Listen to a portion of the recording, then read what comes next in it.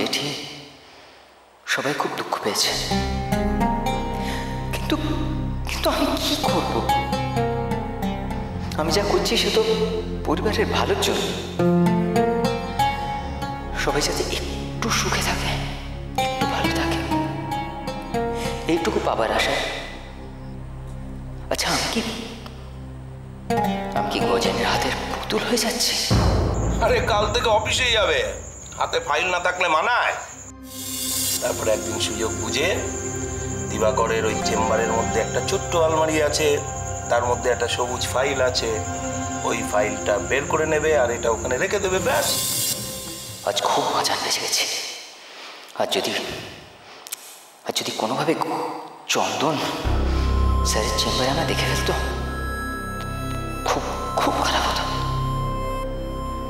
ও বাড়িতে অপুর বিয়ে হয়েছে, না না না না, আমার জন্য অপুর ও বাড়িতে যদি কোনো অসুবিধা হয়, যদিও অসুখী হয়, আমি কিছুতেই সেটা মেনে নিতে পারবো না।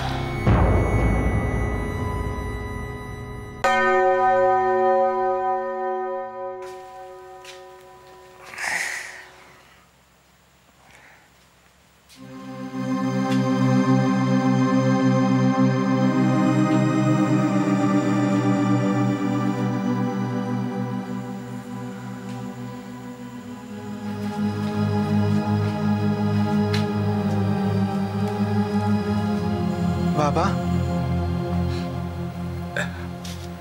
কিরে, কিছু বলবি? হ্যাঁ, এত রাতে তুমি এখানে বসে কি করছো?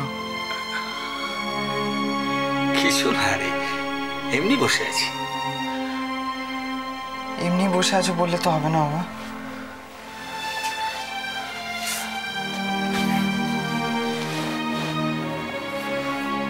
তোমায় আমি কালকেও দেখেছি, কাল রাতেও তুমি এখানে বসেছিলে।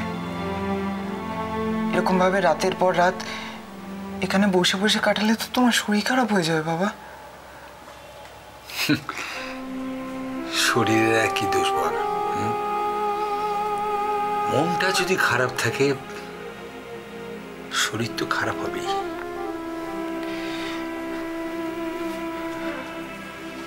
ওসব কথা এখন থাক না বাবা।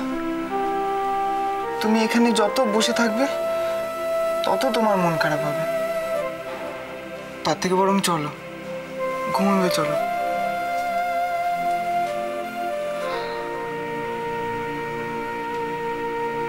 ঘুম আর আসতে চায় না রে, বিছানায় শুয়েও রাতে ঘুমোতে পারি না। আসলে কি জানিস তো, কেমন যেন একটা ভয় ঢুকে গেছে ঘুমোতে। খালি মনে হয় ঘুম ভেঙে উঠে পরদিন সকালে আবার কি নতুন দুঃসংবাদ, নতুন কি দুশ্চিন্তা। অত দুশ্চিন্তা করো না বাবা, চলো ওঠো, ঘুমোতে যাবে, চলো ওঠো।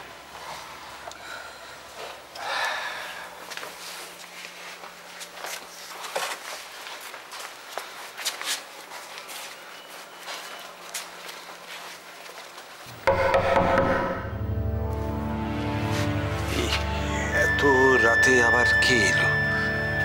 যা দেখো কি।